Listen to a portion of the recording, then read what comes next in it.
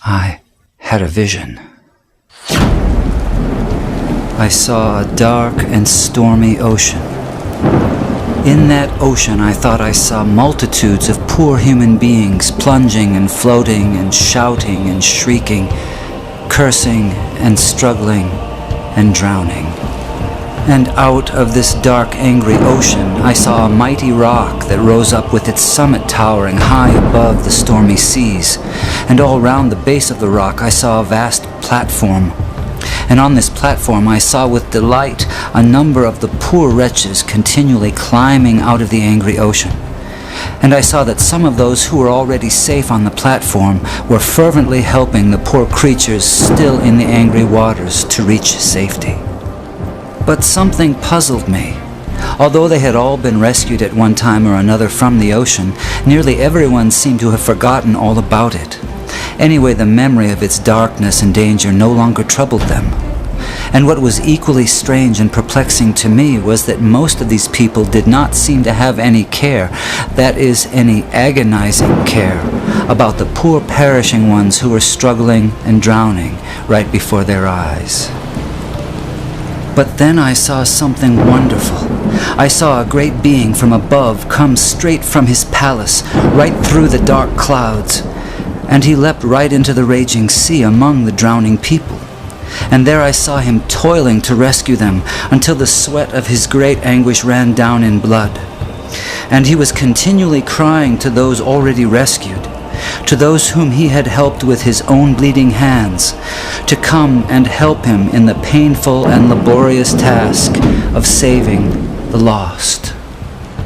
But the strangest thing of all was that those on the platform to whom he called were so taken up with their trades and professions and money-saving and pleasures and families and community and gatherings and religions and arguments about it that they did not respond to the cry that came to them from this wonderful being who had himself by his Spirit gone down into the sea. And so the multitude went on struggling and shrieking and drowning in the darkness. And then I saw something that seemed stranger than anything that had happened before in this very strange vision.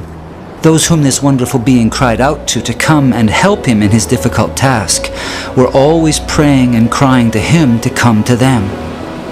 Some wanted him to come and stay with them and spend his time and strength in making them happier.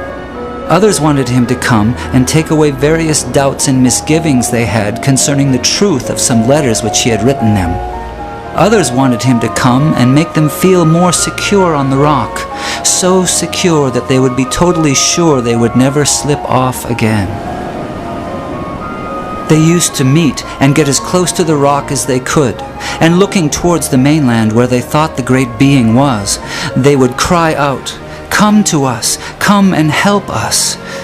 But all this time, he was down among the poor drowning creatures, crying to them in a hoarse voice, "Come to me, come and help me."